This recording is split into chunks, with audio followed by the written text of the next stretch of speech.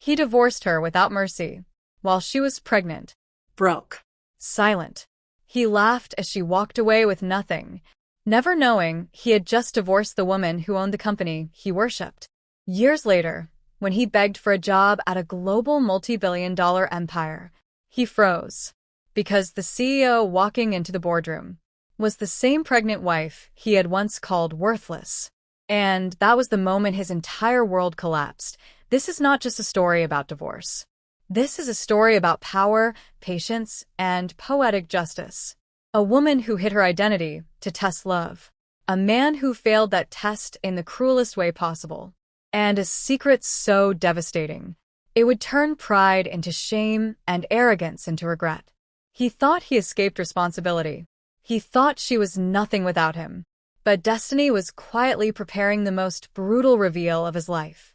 Because sometimes, the woman you abandon at her weakest returns as the woman who controls your future. Hello, dear listeners. Thank you for joining me today. Before I begin my story, I would be very happy if you subscribed to the channel and left a comment writing which state or country you are listening from. It always warms my heart to see how far our stories travel.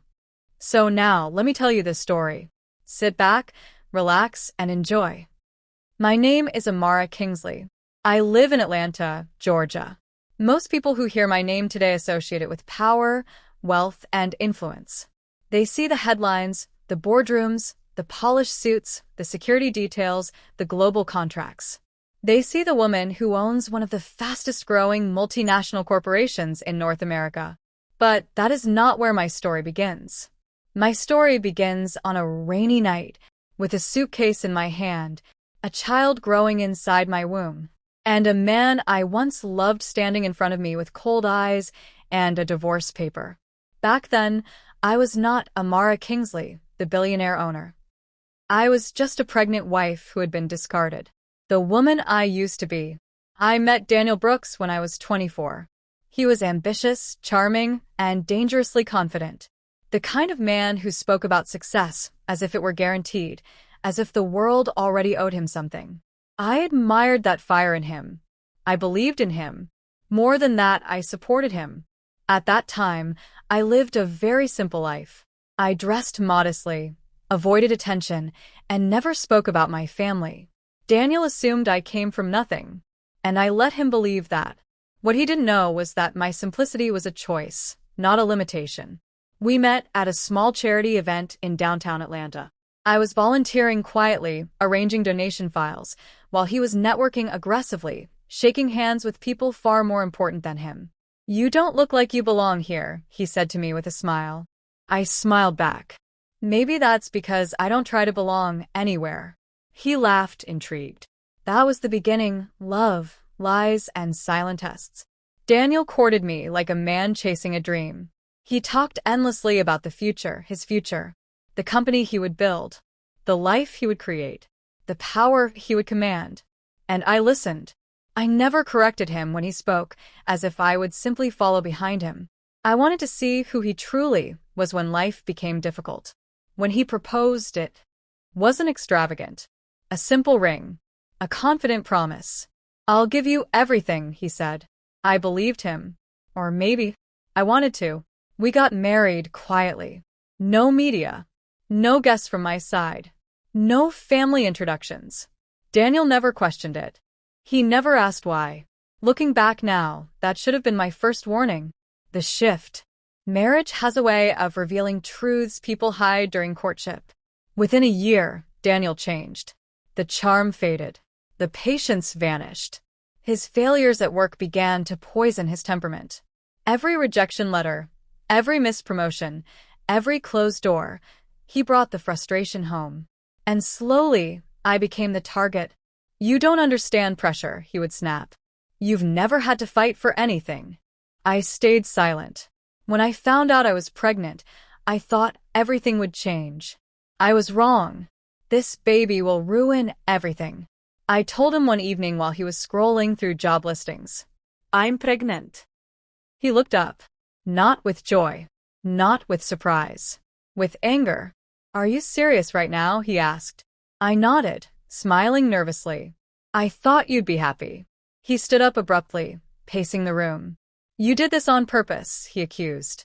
You're trying to trap me. My heart dropped. This baby will slow me down, he continued. I can't afford this. I'm barely getting interviews. I placed my hand over my stomach instinctively. This baby is our family, I said softly. He laughed. Family doesn't pay bills, Amara. That was the night something inside me broke. The divorce. The abuse wasn't loud. It wasn't physical. It was cold, calculated, emotional. Days of silence, weeks of contempt, months of blame. Until one evening, he placed divorce papers on the table. I'm done, he said. I can't carry dead weight. I stared at the papers, then at him. I'm pregnant, I reminded him. He shrugged. Handle it yourself. That was it. No tears from him. No hesitation. No remorse. He watched as I packed a single suitcase. As I stood at the door, rain pouring outside, he said the words that would haunt him for the rest of his life. You were nothing before me, and you'll be nothing after me. I didn't respond. I walked out. What he never knew, what Daniel never knew, was that I had already passed the test. Because the moment he chose ambition over humanity, the moment he abandoned his unborn child, the moment he reduced love to convenience, he lost everything he thought he deserved. That night, as I sat alone in a small apartment provided by a family trust he didn't know existed, I made a promise to my unborn child. You will never beg for love, I whispered. And I will never explain my worth to someone who chose to be blind.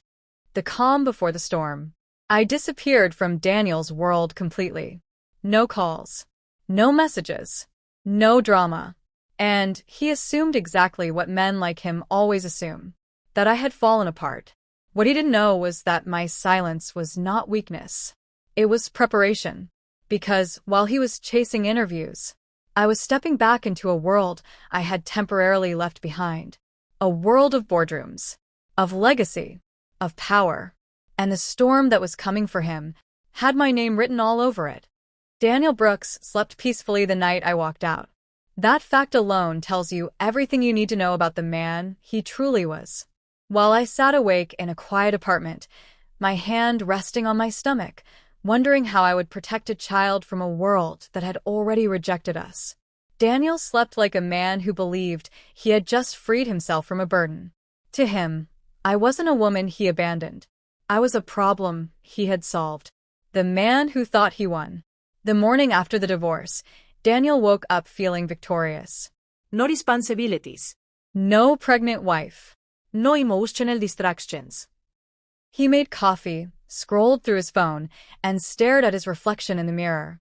This is the reset I needed, he muttered.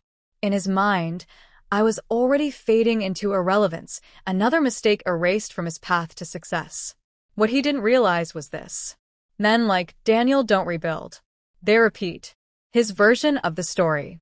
Daniel told people his own version of our marriage. She was holding me back, he'd say. She didn't understand ambition. She wanted a family when I needed focus.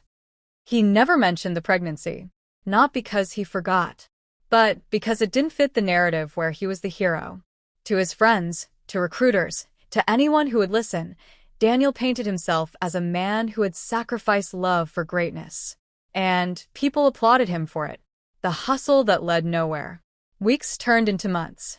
Daniel applied to dozens of companies, marketing firms, consulting agencies, tech startups.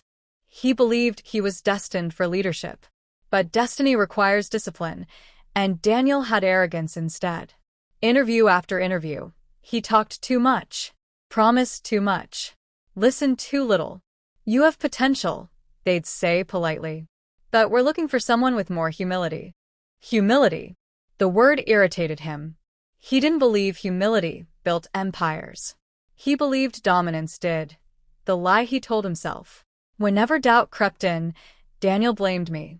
If she hadn't gotten pregnant. If she hadn't pressured me. If she hadn't distracted me. He never once considered the possibility that he was the problem. That kind of reflection requires courage.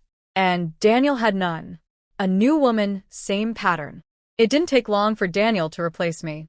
Her name was Lena. She was flashy, Loud. impressed by his dreams. She laughed at his stories. She admired his vision. And, most importantly, she never asked difficult questions. Daniel felt validated again. This is what support looks like, he thought. But Lena wasn't supporting him. She was feeding his ego.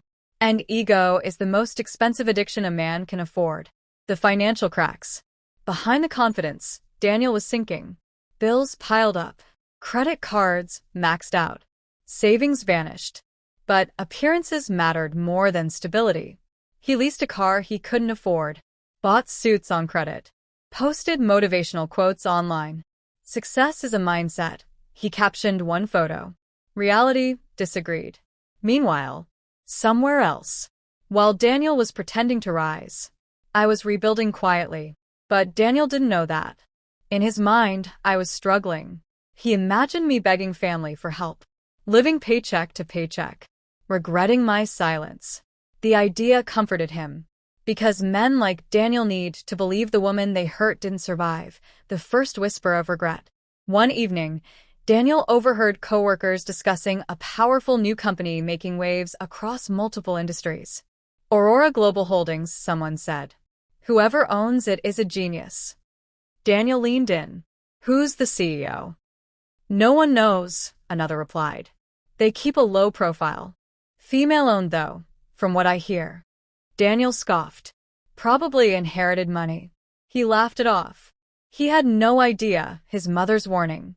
Daniel's mother called him one night. "You're too harsh with that girl," she said quietly. She was pregnant. Daniel sighed. "You don't understand, Mom. She wasn't ambitious." There was silence on the line. Ambition without character destroys men, she replied. Daniel hung up. He didn't want wisdom. He wanted validation. The job that changed nothing. Eventually, desperation humbled him enough to accept a junior position at a mid-level firm. It wasn't glamorous. It wasn't leadership. But it paid bills. Still, bitterness followed him to work every day. He felt superior to his position, resentful of authority, impatient with process. And yet, he stayed. Because failure is easier to tolerate when disguised as temporary. The memory he couldn't erase. Sometimes, late at night, Daniel remembered me. The way I stayed calm when he shouted. The way I never begged. The way I walked out without looking back. Something about that unsettled him. Women were supposed to break, to plead, to chase closure. But I hadn't. And deep down, that scared him. Pride before the fall. Years passed. Daniel aged faster than he expected. His dreams didn't disappear. They just became excuses. He blamed the economy, the system, bad luck, anything but himself. And somewhere inside him, buried beneath denial, was a quiet truth he refused to face.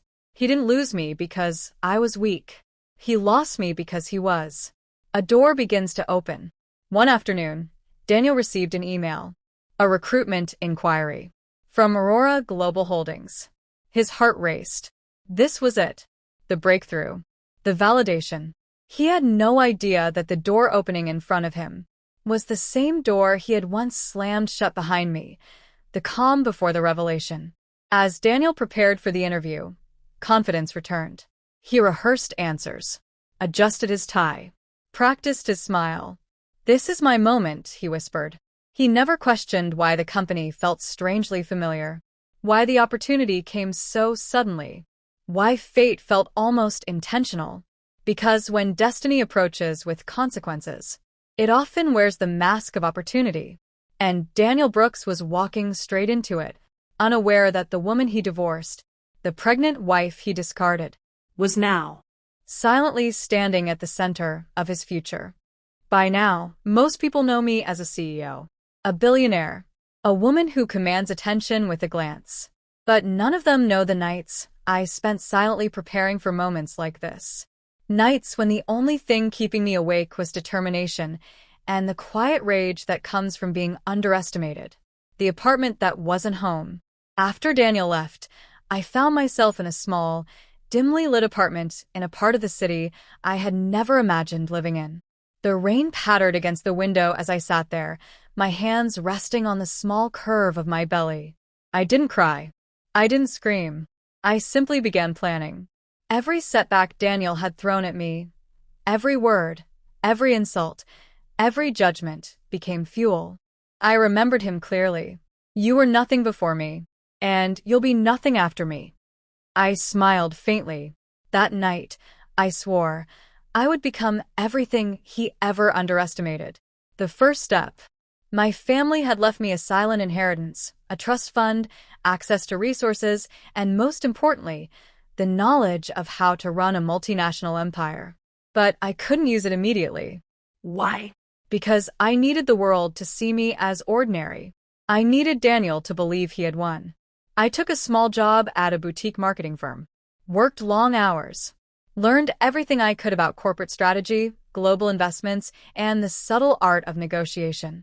Meanwhile, Daniel's image of me as a fragile, struggling, helpless woman remained intact. And that illusion would be the sharpest blade I ever wielded. Learning the rules of the game.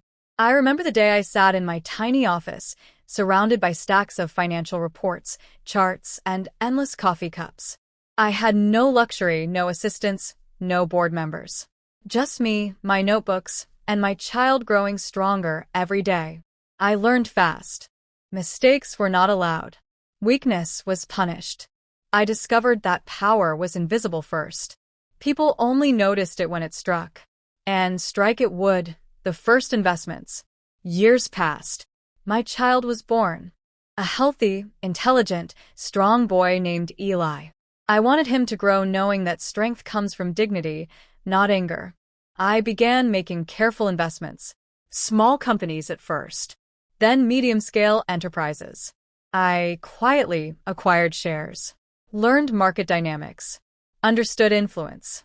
By the time Daniel was struggling to pay his bills and maintain a lifestyle he could barely afford, I had started creating my empire quietly from the shadows.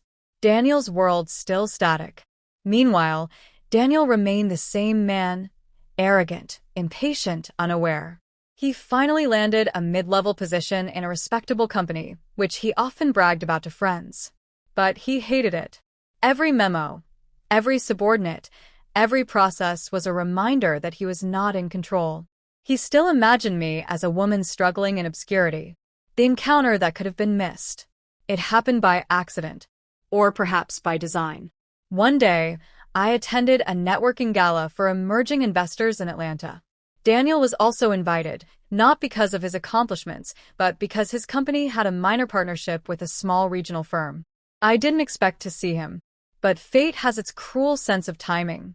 When he walked in, I froze momentarily, not out of fear, but anticipation. Daniel looked confident, smiling at people, shaking hands, oblivious to the woman standing across the room. He didn't recognize me immediately. I wore a tailored navy suit, minimal jewelry, my hair pulled back in a sleek bun. I carried myself with quiet authority, the kind of presence that doesn't need to announce itself to command respect. I walked past him, my heels clicking softly on the marble floor. And he stopped mid-step, Daniel's first shock. Daniel's eyes widened. Not with recognition at first, just something like unease. You, Amara, he muttered. I smiled faintly, the corner of my lips curling in a way that said, yes, it's me. But not the me you remember. I go by Amara Kingsley now, I said smoothly. His jaw tightened. A cold sweat appeared on his forehead.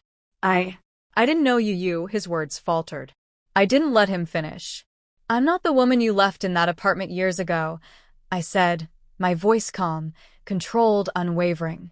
I'm the woman who owns the company behind half of the investments you're about to meet tonight. His face paled. The arrogance drained out of him like water from a cup. For the first time, he was silent. Power in silence. I didn't need to yell. I didn't need to explain. Power doesn't shout. Power waits for its moment. I walked away, leaving him standing there.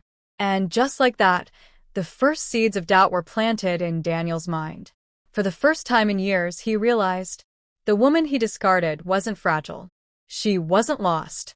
She was stronger than he had ever imagined. Building the empire. After that night, I accelerated my plans. Aurora Global Holdings became a household name in elite investment circles. Small acquisitions turned into major partnerships. I hired the brightest minds. I executed strategies Daniel couldn't even comprehend. And throughout it all, I remained invisible to him. He continued to live in the illusion of his small victories, unaware that the real game had already begun, and that the woman he once called worthless controlled the board on which he was now playing. The whisper of a reveal. As months passed, Daniel started noticing subtle signs. Investors he had once spoken to began calling me directly. Companies he dreamed of working with now sought my approval. And everywhere he went, whispers of Aurora Global Holdings' enigmatic female CEO grew louder. Daniel's anxiety grew, though he refused to admit it. He started researching, Digging. asking discreet questions. And everywhere he looked, he hit walls. The more he searched, the more the puzzle pieces pointed to me, the calm before the confrontation. I often think about that period as this silent storm. From the outside, Daniel believed life was normal. He had a routine job. The day Daniel finally walked into my office, I knew the moment we had both been avoiding for years had arrived. I didn't need to look up to feel him. The weight of his presence entered before he did. The stiff posture, the forced confidence, the faint smell of cologne that reminded me of a man who had once called me worthless. He had no idea who I really was. Or perhaps he thought he did. And that, as it turns out, was his biggest mistake. Daniel's perspective. The walk of fear. Daniel adjusted his tie nervously in the reflection of the glass door. This is it, he muttered to himself. Big interview. CEO will barely even notice me. Just stay calm. Little did he know the CEO wasn't some abstract power figure. The CEO was me, the woman he had betrayed, discarded, and underestimated. He stepped into the room with confidence, rehearsed words, polished shoes clicking on the marble floor. Every step screamed control, but it was fake control, brittle and fragile. I sat behind my desk, papers neatly organized, a pen in hand, eyes scanning documents. I didn't look up. He cleared his throat. Ms. Kingsley. I smiled faintly, glancing up slowly. The smile wasn't warm. It wasn't friendly. It was the smile of a woman who had waited years for the exact moment her power could meet his arrogance. Yes, I said calmly. And you are? Daniel Brooks, he stammered. From, Brooks Industries. I leaned back slightly, letting my gaze linger on him. Brooks Industries, I repeated softly. You mean the man who once thought he could discard me without consequence? Shock and denial. Daniel froze. His mouth opened. Closed. Opened again. Words escaped him like water through a cracked cup. I don't understand, he whispered. I let silence hang. Silence is a weapon far sharper than any insult. Do you remember a rainy night in Atlanta? I asked. When you told me I was nothing? He swallowed hard. His jaw tightened. You left a pregnant woman with nothing. I continued, my voice steady, cutting through the tension like a blade. You told me I'd be nothing after you. And now here we are. His hands trembled slightly. The bravado was gone. The man who once laughed at my weakness was now visibly small. Power revealed. I leaned forward, placing my hands on the desk. The woman you abandoned is the woman running Aurora Global Holdings. The woman controlling the deals you want. The woman deciding if you stay employed, if your career survives, if your future is anything at all. Daniel's face turned pale. His entire body stiffened. You can't, he started. I cut him off. Oh, I can. And I will. You see, Daniel, power isn't given. It's taken. And you taught me exactly how to take it. The moment of realization. Daniel's mind raced. Every memory of our past flashed before him. The courtship, the love he thought he owned, the pregnancy, the divorce, the countless insults he tossed my way. All of it came back in one sharp, brutal wave. He had underestimated me. He had assumed weakness. And weakness had cost him everything. Your CEO? He finally croaked. I smiled again. Not kindly. not happily. Simply finally. Yes. And everything you ever wanted from me, everything you thought I couldn't become, I am it. All of it. And more. The first threat. Daniel swallowed, trying to regain composure.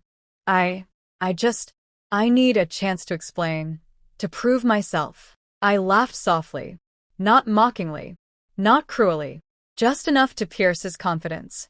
Explain? I said. You had your chance to be a husband, to be a partner, to be a man. You failed. And now, Daniel, the rules have changed.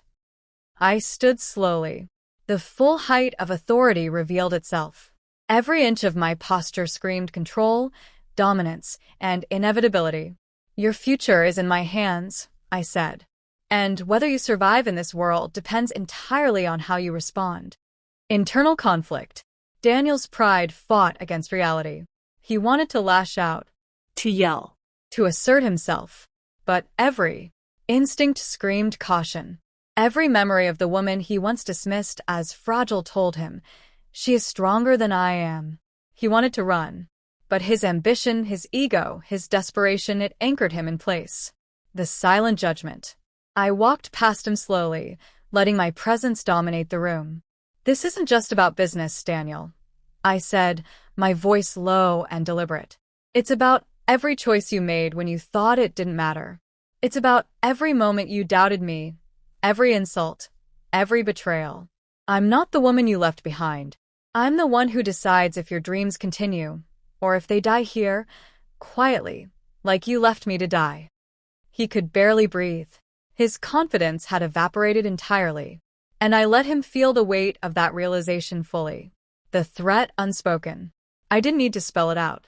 The power I wielded wasn't in my words, it was in every decision I could make that affected him. A simple phone call from me could terminate his contract, ruin his reputation, or deny him every opportunity he had been chasing for years.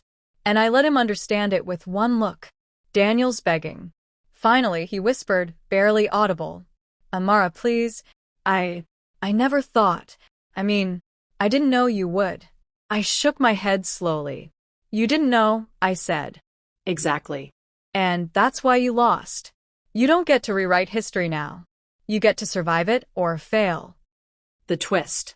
I turned to leave, but paused at the door. Oh, Daniel, I said, voice carrying a deadly calm. By the way, the child you thought you ruined? Ellie. He's brilliant. Strong. Smart. And nothing like you. He froze. The words landed heavier than any punch. Everything he thought he controlled, everything he assumed about the past, was collapsing.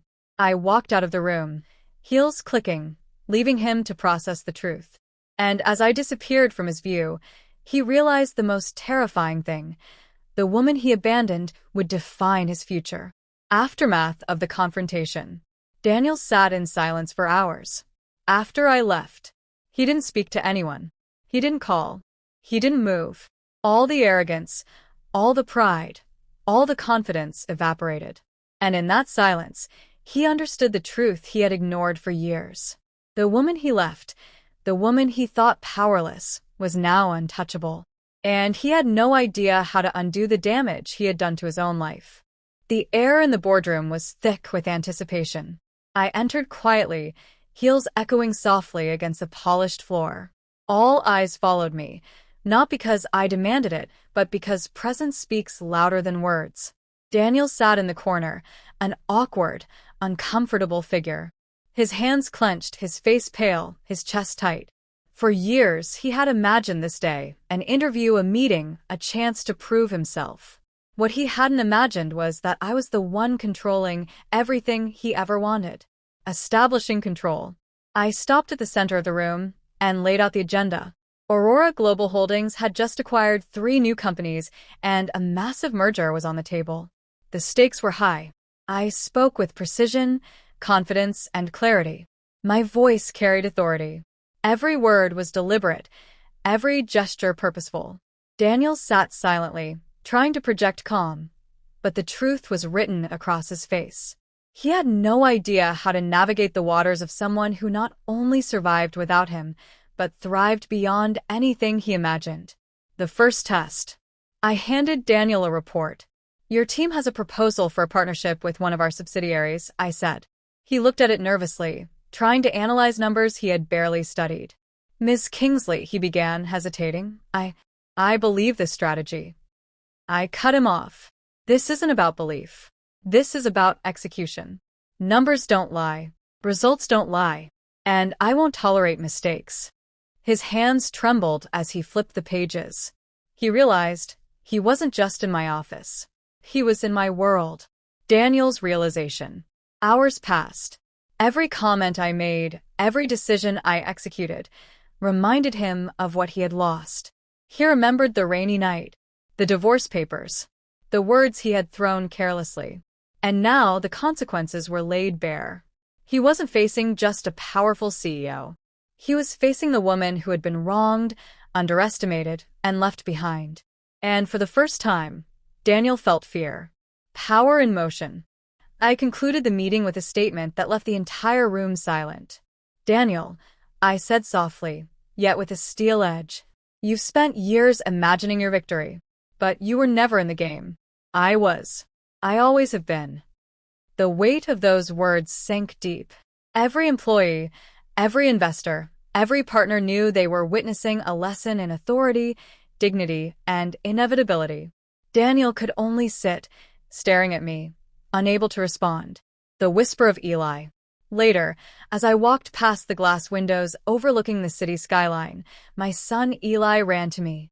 Mom, he said, holding a small stack of papers. Look what I did at school. I hugged him tightly, feeling the life and purpose that had driven me through years of struggle. He looked up at me, his eyes bright. You're the strongest person I know. And in that moment, I realized my power wasn't just in the company or the deals or the wealth. My power was in my resilience, in my determination, in the legacy I was building for him. Daniel's desperation peaks. Daniel returned home that night, unable to escape the memory of the confrontation. Every thought, every fear, every regret collided in his mind. He had underestimated me. He had dismissed me. And now, his future was in my hands, though he didn't yet understand how powerless he truly was. He tried to rationalize. Maybe she'll forgive. Maybe she'll give me a chance. But the truth? Power doesn't forgive. Power doesn't forget. And I was no longer the woman who would be overlooked. Building the empire beyond revenge. Aurora Global Holdings expanded rapidly. Strategic mergers across continents. High-level partnerships in Europe, South Africa, and the Middle East. Investments in technology, healthcare, and sustainable energy. Each step was calculated. Each move a silent lesson to Daniel and anyone else who had ever doubted me. I wasn't seeking revenge. I was ensuring that my future and my child's future were untouchable. Daniel's attempt to reconnect. Weeks later, Daniel tried again. A timid email. A nervous phone call. Amara. I want to make amends, he wrote. I've realized my mistakes. Can we meet? I read his words carefully, savoring the irony. He wanted forgiveness. From the woman he had abandoned. From the child he had never truly acknowledged. I didn't respond immediately. Silence was far more effective. The boardroom game.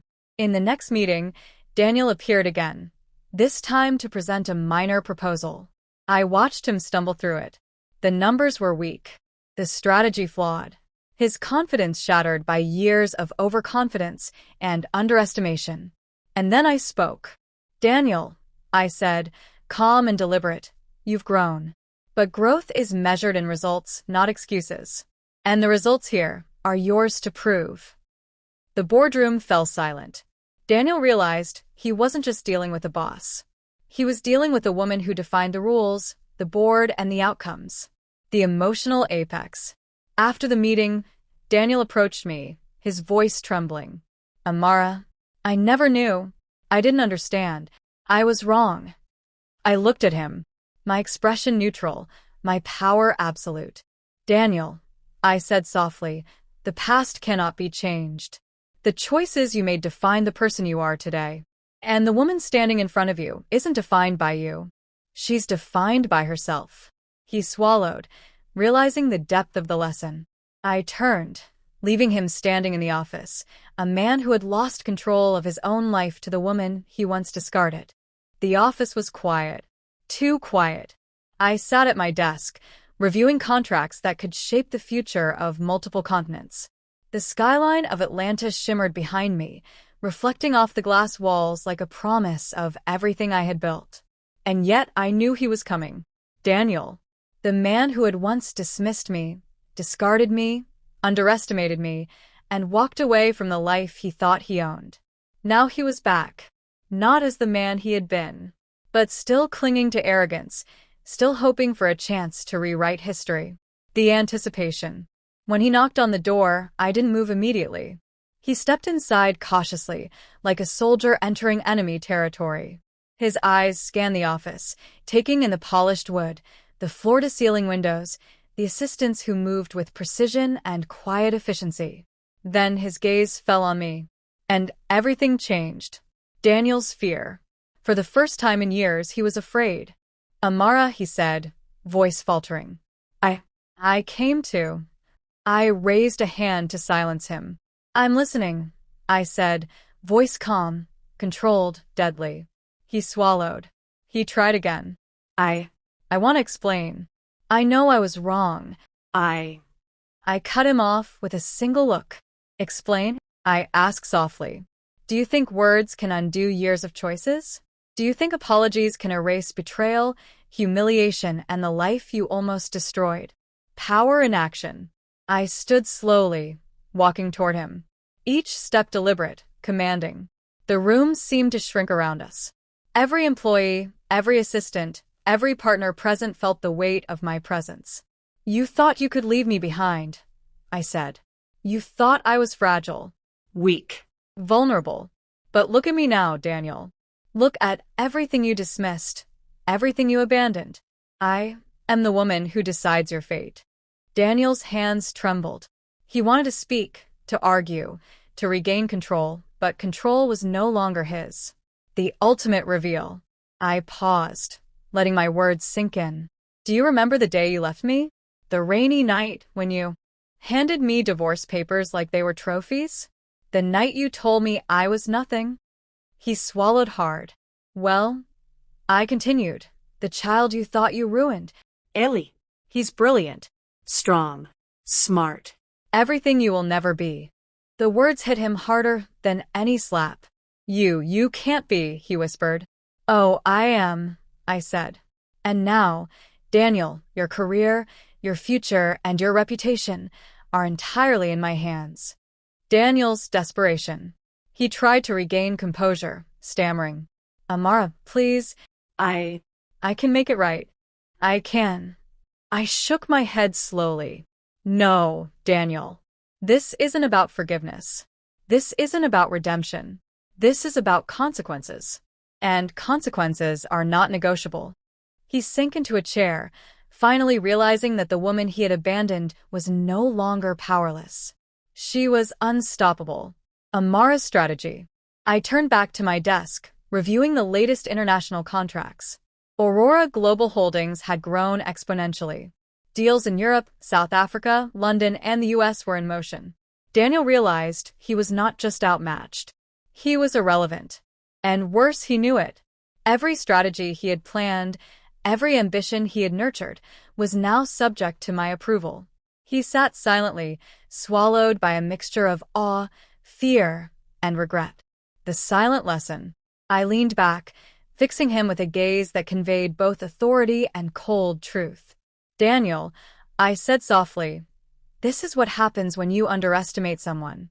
This is what happens when arrogance replaces respect. This is what happens when you abandon the people who truly matter."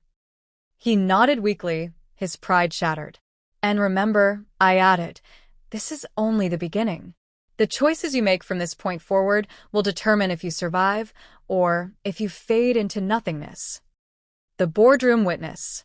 The employees and board members had watched everything in silence. Not a word, not a murmur. They understood the lesson.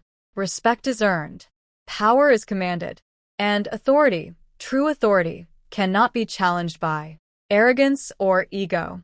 Daniel realized that his past behavior wasn't just personal failure, it had professional consequences as well. The final statement. I stood, walking toward the window, letting the city lights reflect my calm confidence. I am not the woman you left behind. I am not fragile.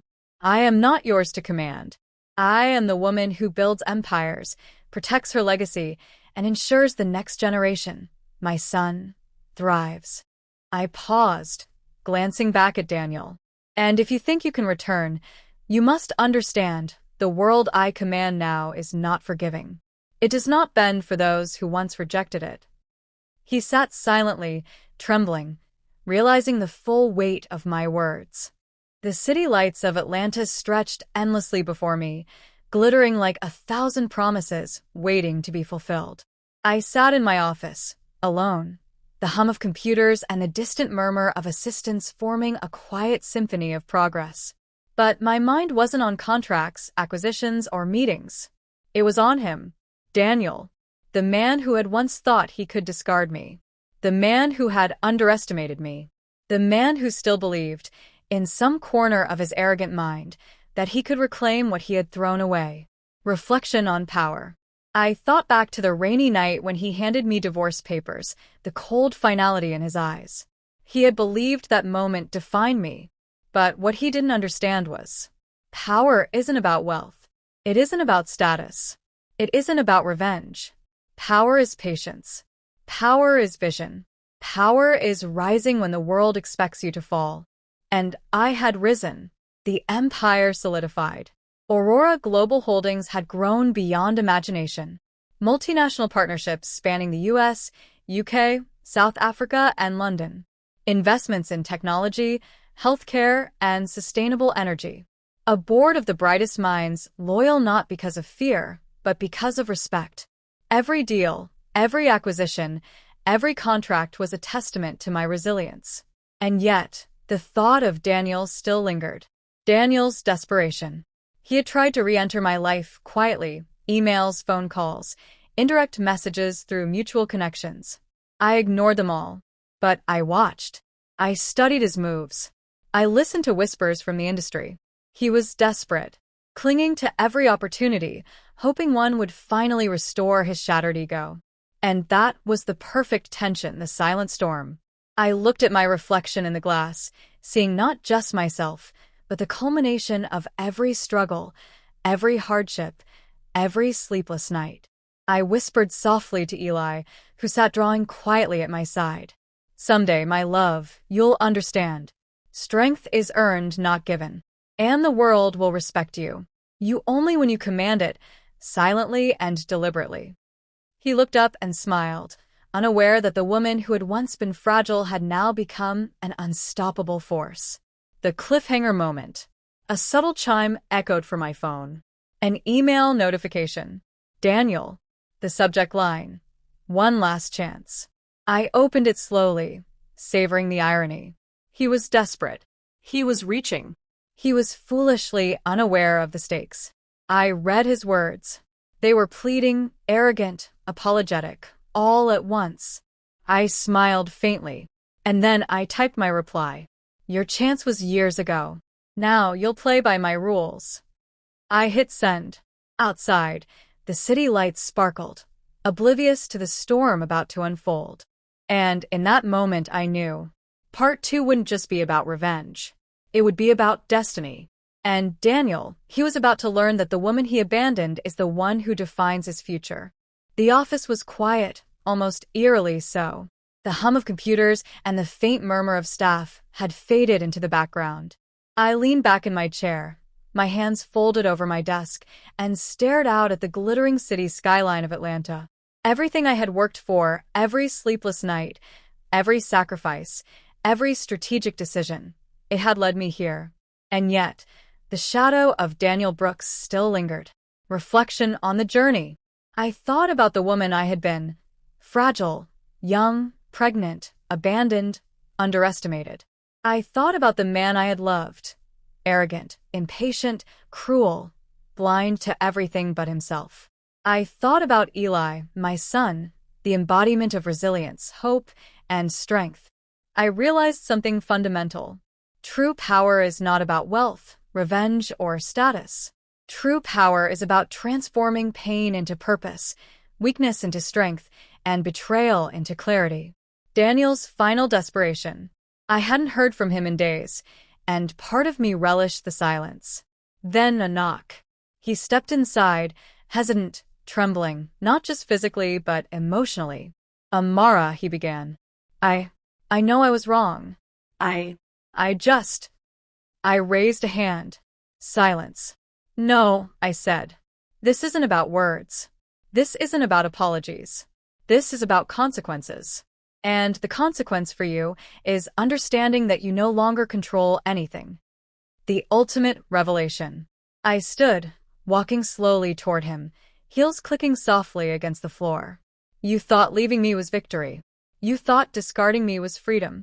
But Daniel, your arrogance blinded you. Your cruelty taught me how to rise. Your betrayal built the empire you now kneel before. He swallowed hard, realizing the weight of my words. And Eli, he whispered, fear evident in his eyes. Eli is strong, smart, everything you will never be. And he will inherit not just wealth, but wisdom, dignity, and the strength I cultivated from everything you took from us. Silent power. I paused, letting every word hang in the air. Power isn't about yelling. Power isn't about threats. Power is the quiet inevitability that leaves others trembling in recognition of your strength.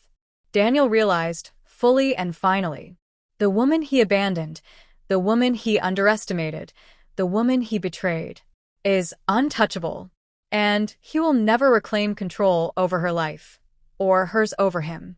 From the outside, my life seems perfect.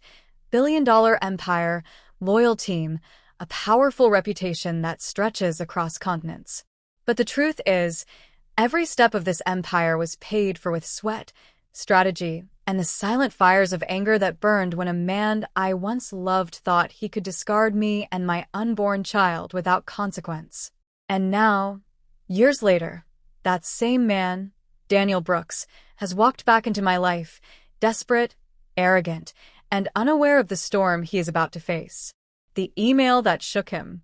It started with a simple email. Daniel had written, Amara, please, I know I was wrong. I need a chance. Just one meeting. I promise to prove myself. I read it once, twice, and then smiled faintly. Chance? Proof? He had had years.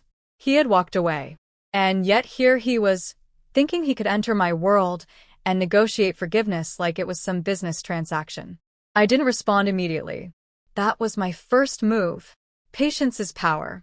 Let desperation stew. Let arrogance fade. Let him feel the weight of the woman he once underestimated. The office tension. When Daniel finally appeared in my office, the air practically crackled with tension. He stepped in with hesitant confidence, trying to maintain composure.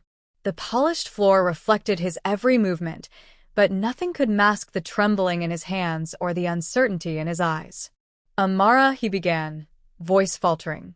I just want to. I held up my hand, stopping him mid-sentence. Daniel, I said calmly, words don't fix years of mistakes. They don't erase the choices you made. And they certainly don't grant you entry into a life you abandoned. He swallowed, realizing that I wasn't just speaking. I was asserting control. Every syllable a silent warning. Every glance a lesson in authority. The first confrontation. I walked slowly around my office, the floor-to-ceiling windows reflecting my calm confidence.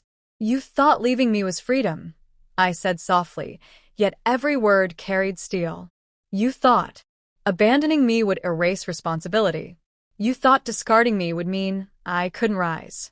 And now you are faced with the woman who owns everything you ever wanted. Daniel's jaw tightened. His breathing quickened. His eyes darted nervously around the room. I never knew. I didn't realize. I laughed softly, letting the sound linger. Of course you didn't. That's the problem, Daniel. You never understood the consequences of your choices until they confronted you in full force. Power play. I moved toward my desk, gesturing for him to sit. He hesitated, glancing around the office, as if hoping some invisible escape route would appear. Sit, I said firmly. He obeyed, finally realizing that the power dynamic had shifted completely. I want you to understand something, I continued. This isn't personal, it's inevitable. Every company you admire, every deal you dream of, every opportunity you chase now runs through me. Your career, your reputation, your future are in my hands. Daniel's face drained of color. He had believed he was chasing success, but he was chasing a world I controlled, a world I had built from the ashes he left behind. Daniel's internal collapse. As he sat there, panic slowly replaced arrogance. Memories of our past flashed vividly. The rainy night when he handed me divorce papers. The cruel words he whispered, convinced I was fragile. The moments he laughed at my resilience, thinking it would break. All those moments now collided with the reality before him. The woman he discarded is untouchable. And for the first time, Daniel understood. The consequences of underestimating a person are far more brutal than any insult or loss of status. Strategic silence. I didn't give him the satisfaction of an immediate answer or acknowledgement. I let silence fill the room, allowing him to digest the weight of the truth. Silence is power. Silence forces reflection. Silence exposes desperation. And Daniel's desperation was now fully visible. He shifted in his chair, swallowed hard, and tried to speak again. Amara, I raised my hand, stopping him once more. No, Daniel. This isn't about what you want. This is about what you deserve to see. Your past has no power here. Only the present. And the present belongs to me. Amara's strategic advantage. Beyond the confrontation, I had prepared meticulously. Every business deal, every corporate move, every alliance, everything was part of a larger plan. Daniel had assumed that returning meant leverage. He had assumed influence. He had assumed he could navigate my world as he once navigated mine. But he was wrong. Everything he knew was only a fraction of the empire I had built. And now he was learning the hard way. The first test. I handed him a report, a strategic proposal his company wanted to pitch to Aurora Global Holdings. Analyze this, I said. Prepare a summary for the board. Daniel glanced at the documents, trying to hide panic. His fingers fumbled over the pages. He realized immediately that the numbers, the strategies, and the decisions required a level of precision he no longer possessed. You want me to, he stammered. Yes, I said simply. And if you fail, you'll understand exactly how fragile your position has become. The room went silent. Every assistant, every board member present, watched as Daniel's confident facade crumbled. Lessons in humility. Hours passed. Daniel tried to produce a coherent summary, but the pressure was suffocating. I watched silently, making only subtle corrections when necessary. Each mistake, each hesitation, each moment of panic served as a reminder. He had underestimated me once, and now he was powerless to change the outcome. Emotional tension.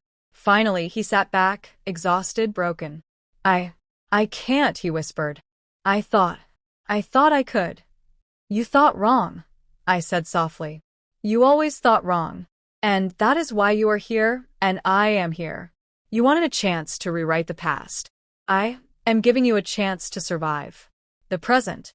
And even that is not guaranteed. Daniel's shoulders slumped. The fight had left him. Only regret, fear, and disbelief remained. The city of Atlanta was alive with its usual hum of activity, but inside the glass walls of Aurora Global Holdings, a storm was quietly building. Daniel Brooks, the man who had once dismissed me, abandoned me, and underestimated me, had returned, full of desperation, arrogance, and misguided hope. He thought the past could be negotiated, that forgiveness could be bought, that I could be swayed by words or charm. He was wrong. The email that ignited the game. Daniel had sent a second email, more urgent than the first. Amara, I've realized my mistakes. I can make it right. Please, one meeting. I swear I can prove myself. I read it, smiled faintly, and replied with a single sentence. Your time to prove yourself passed years ago. Now you will act by my rules. From that moment, the chess game began, and I held every piece. Daniel's attempted approach. He arrived at my office, carrying a stack of documents and an aura of forced confidence. Amara, he began, voice faltering despite his efforts at calm. I want to discuss a possible partnership. I know I was wrong, but I can. I raised a hand, stopping him immediately. Daniel, I said, voice calm but icy. Every second you waste trying to justify yourself is a second wasted in realizing your powerlessness. You are not here to negotiate. You are here to learn the consequences of underestimating me. He swallowed hard. His arrogance faltered. The boardroom test. I called a meeting with my top executives and investors. Daniel was included, though he had no idea this was a trap. Daniel, I said, gesturing toward the proposal he had prepared, you will present your strategy for our subsidiary. The board will evaluate your every move. Mistakes will not be tolerated. Daniel's hands trembled slightly as he stood, trying to maintain composure.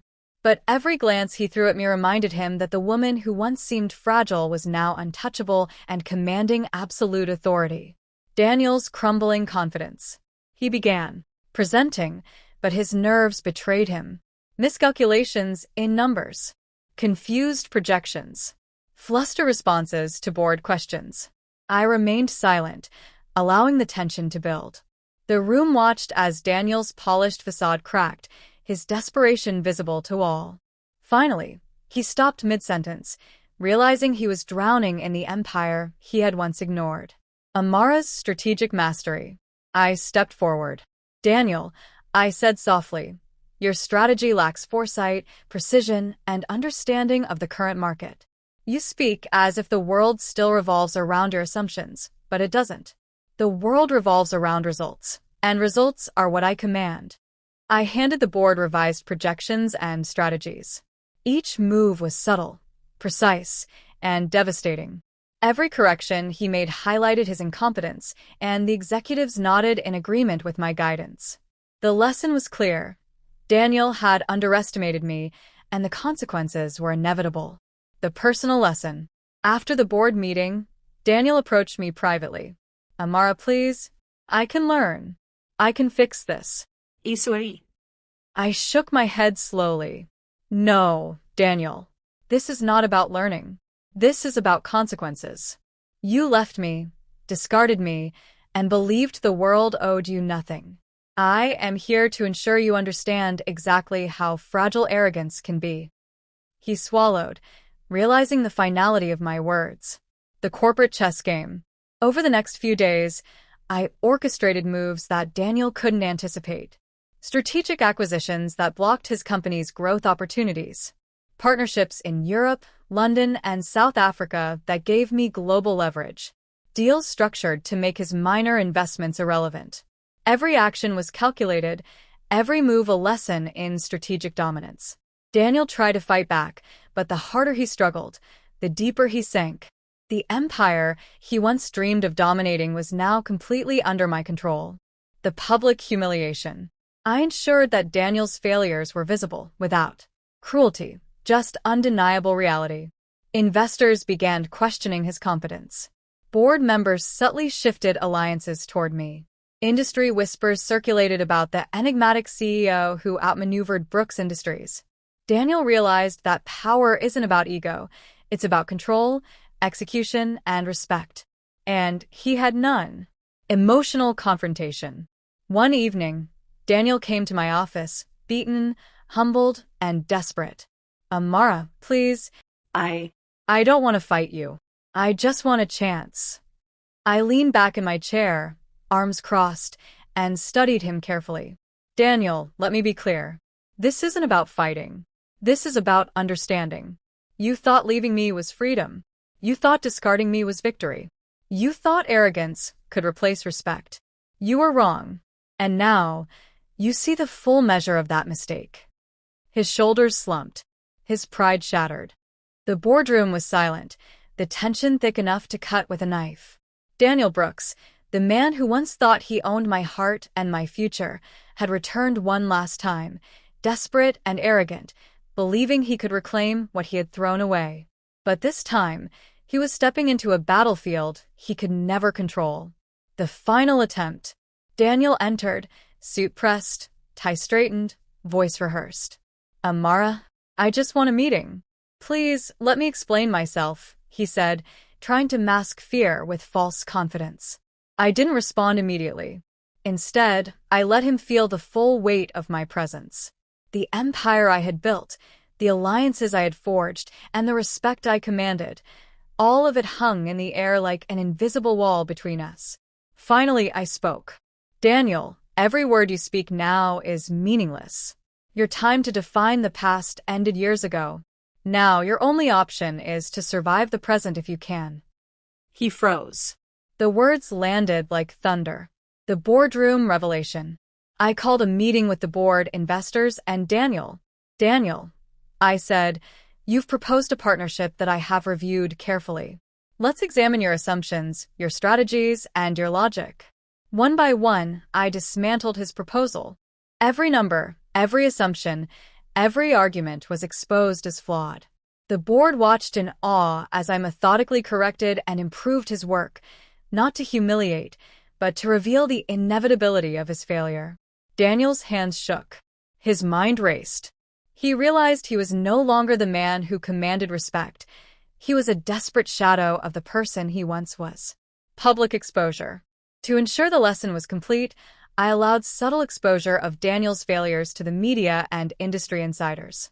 Investors began questioning his judgment. Industry reports highlighted missteps in his strategy. Competitors noted the stark difference between his outdated approach and my forward-thinking empire. Daniel's reputation began crumbling, not through malice, but through undeniable truth. He had underestimated me, and the world recognized it. The confrontation. After the meeting, Daniel cornered me privately. "Amara, please, I just want a chance. I can prove myself. I held up my hand. "No, Daniel. There is no chance. You left me when I needed you most. You doubted me, humiliated me, and walked away. You do not get redemption simply because you regret your choices now." His face went pale.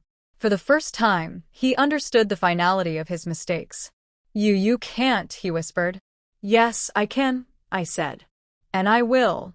Not out of revenge, but out of inevitability." The ultimate twist. I revealed a deal Daniel never anticipated. Aurora Global Holdings had acquired a controlling stake in his primary company. "Daniel," I said softly, "everything you built, everything you thought you controlled now answers to me. This is not personal. It's the consequence of underestimating the person you abandoned."